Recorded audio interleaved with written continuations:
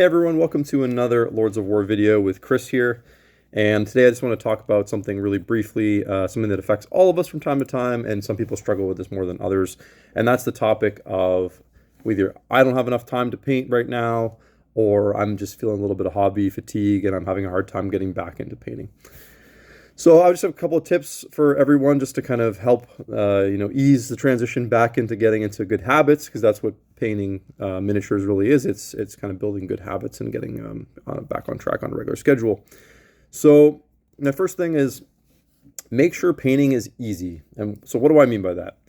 So just like anything, when you're not in a habit of doing something and the thing you want to do literally takes work, like it takes effort, you want to make sure that there's nothing kind of impeding you or getting in your way of doing that thing. So what that looks like is having your hobby set up or whatever you need to kind of paint, having it sort of like ready to go and kind of set up if you're able to. So if you have like a painting desk at home, have your paints, the paints that you're using out, have your wet palette or your palette or whatever, your brushes on hand, have like your model that you want to paint, and have your fresh water cup out. Have that just like sitting there and just ready to rock or whatever.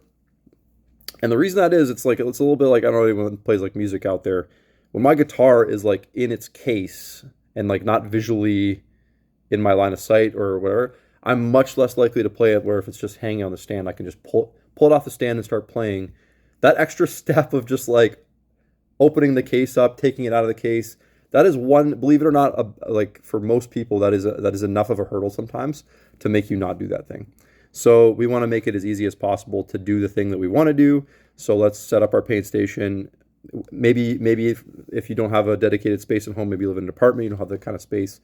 Have like a separate little like what I'm painting now Tupperware that is as ready to rock as you could possibly make it, so that it's literally like a 10-second like take out, put on thing.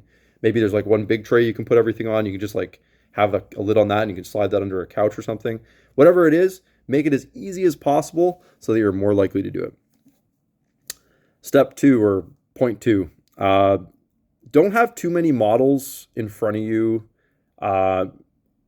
just in general in your painting space. Like as little chaos as possible when you're in a funk is very helpful. So if you're just painting like a character or something like that, just have just that character in front of you.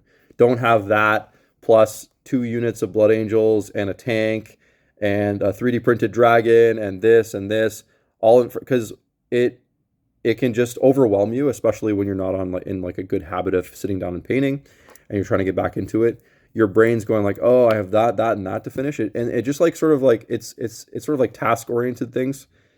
When we have a lot of work in front of us, you want to like be able to look at the bite sizes as opposed to the whole project. So just have the bite in front of you, and that way it'll be easier and more appealing to tackle. Point number 3, small goal to get started. So I don't know. One of the things I hear all the time from people is like, oh, I don't have enough time to paint. I don't have enough time to paint. And then, I kind of talk to that person a little bit more about like their evening, and like, it sounds like most people that say that don't like almost appreciate the fact that you are allowed to paint for like 20 minutes. It's like, it's okay. It's like there's no rule about like the cops are gonna get called on you because you painted for only half an hour. You didn't spend 2 hours painting. And I get it. Like a lot of the time when someone does something that's like they consider like a leisurely activity, they don't imagine spending less than an hour or 2 or so doing something. But hey, we're not getting any younger here, most of us. And we got to find creative ways to get things done, right? So I think it's really important, especially if you're in a funk. But if you just find yourself really busy and not able to get that much painting in, 20 minutes, 30 minutes, that's still great. Like you're still getting. I think if you can do that every day or every other day, like 20 minutes, like you're still building good habits. You're still putting paint on your models. It might take you longer to get to your goal, but you will still get there. That's the difference, right? A lot people used to ask me, "Oh, Chris, how do you paint so many models a year? How do you get these armies finished?" It's like, well, I'm not taking giant bites, right? Like I'm nibbling all the time, and that's the real thing is setting yourself up to nibble as often as you can. The next point is combine it with something fun. Like if if you generally like in the state of mind where like painting is not something that you're enjoying at that moment, and that doesn't mean like you don't enjoy painting. It just means like it's not at the top of your like, oh, I really want to do this right now. I'm tired. I just came home from work. I put the kids to bed or whatever. And now the idea of like sitting down and painting your miniatures, it's just not like super appealing. You just want to lounge and watch a show. Well, find a sitcom you like, throw that on in the background and paint to it. Like that's a really good way that I always like kind of trick myself into doing these horrible projects where I'm like painting way too many models in like a short period of time is I pair it with something really kind of like lighthearted and enjoyable, like rewatching a favorite sitcom.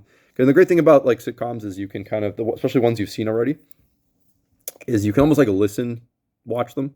Like you can be painting your model and you only have to like look up once in a while to like kind of keep up with the story because like it's all dialogue, right?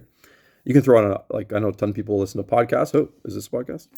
Audiobook, anything like that to kind of make that experience better for you. And my final point is breaks are okay. Like if you're on a legitimate break from the hobby just because you burnt out, like I always get in this kind of state of mind after my big like Adepticon trip every year where I've like crammed a whole bunch of work into a short period of time to try to meet my deadlines. I do take a break after usually a few weeks at least where I just don't do any painting at all, sort of like a palette cleanser, and there's nothing wrong with that.